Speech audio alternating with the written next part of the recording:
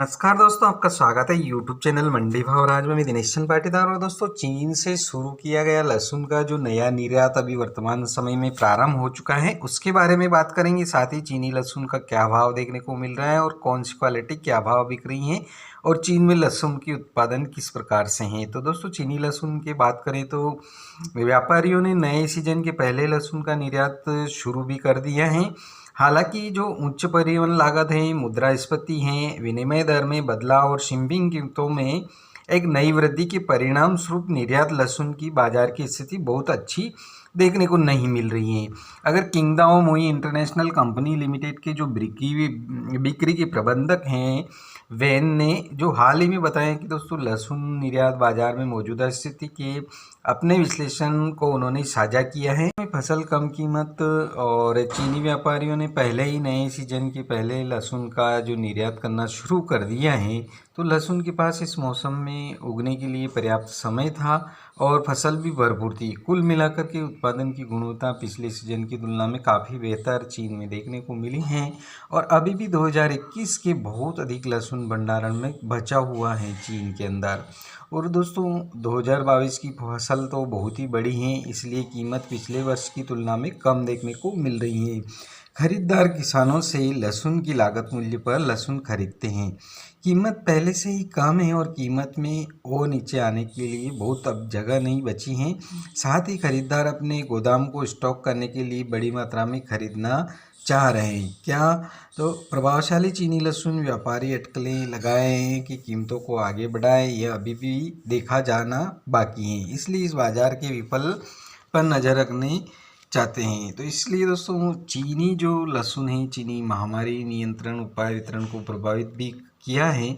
तो चीन ने जो कोविड-19 के प्रसार को रोकने के लिए सख्त कदम उठाए, लेकिन इससे लहसुन उद्योग के लिए नई चुनौतियां सामने आई हैं, जिसमें श्रम की कमी और परिवहन बाधाएं शामिल हैं। उदाहरण के लिए जैसे शंघाई चीन में सबसे महत्वपूर्ण बंदरगाह में से एक है, लेकिन सबसे अधिक शंघाई में कोविड-19 के हालिया प्रकोप शहर महत्वपूर्ण चुनौतियों से जूझ रहा है। तो शंघाई में आने वाले और बाहर जाने वाले ट्रकों को संबंधित अधिकारी ने द्वारा सख्त निरीक्षण और निवारक उपायों के अधीन किया गया था। तो कई विदेशी व्यापार कंपनियों ने उन उत्पादों को रद्द कर दिया जिन्हें उन्होंने शंघाई जहाज करने की योजना बनाई थी। प्रमुख लहसुन उत्पादन क्षेत्र शेंडोंग में जिंगशियांग, जिंगांगसू, पिंजौर और हेनान में स्थित हैं। तो लहसुन का उत्पादन श्रम गहन है और बड़ी संख्या में लोगों को इकट्ठा करने की आवश्यकता होती है। इसलिए हमेशा मंडली के आसपास के नियमों पर कड़ी नज़र रखते हैं।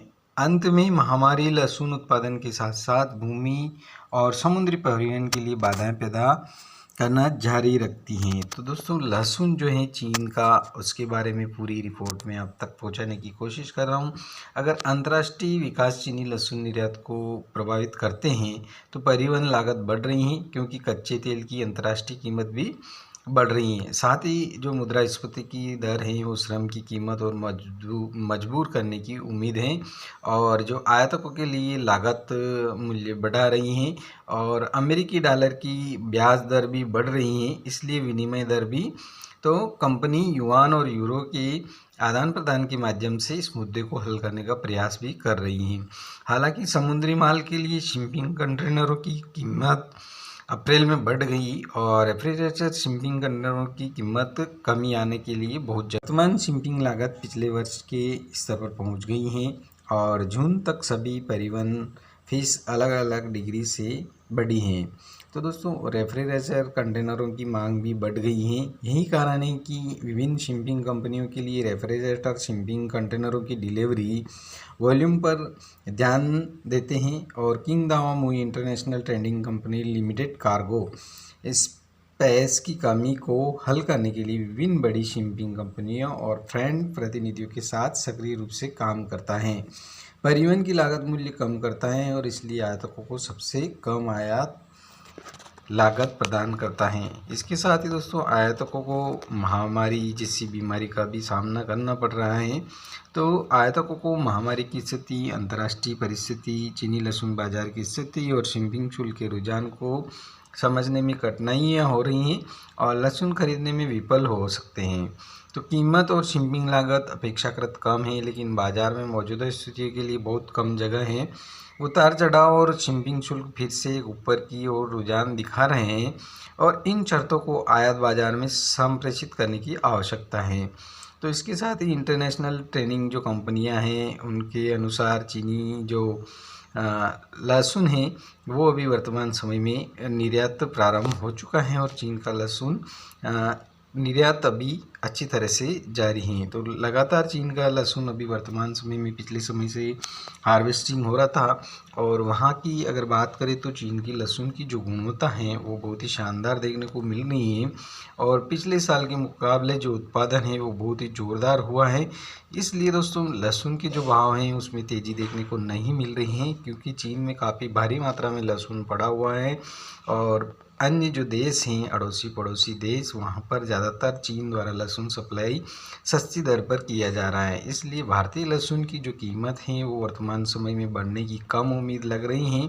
अभी भी काफ़ी लहसुन है जो चीन का वो विदेशों में निकलने के लिए तैयार है और चीनी जो कंपनियां हैं वो उन्होंने निर्यात भी प्रारंभ कर दिया है। उनका ताज़ा लहसुन है, बेस्ट क्वालिटी का लहसुन है, सुपर लहसुन है, जिससे उनके लहसुन की डिमांड भी रहती है। तो इंडियन गार्लिक थोड़ा हल्का है और सुपर क्वालिटी का माल है तो वो ठीक ठाक वैसे बिक रहा है, लेकिन अच्छी क्वालिटी का माल नहीं होने के कारण सुपर क्वालिटी माल नहीं है होने से लहसुन का जो सुपर क्वालिटी माल नहीं निर्यात नहीं हो पा रहा है और जो अधिकतर क्वालिटियाँ हैं हल्की क्वालिटियाँ हैं जो पेस्ट और ये लहसुन का पेस्ट बनाने में उपयोग की जा रही हैं, इससे ज़्यादा इसका लहसुन की खपत नहीं हो रही है और खाने में भी बहुत ही कम अब उपयोग होने लगा है, जिसके कारण दोस्तों इस वर्ष लहसुन के भाव भी वर्तमान समय में तेज़ी देखने को मिलने की बहुत ही कम संभावनाएं लग रही हैं।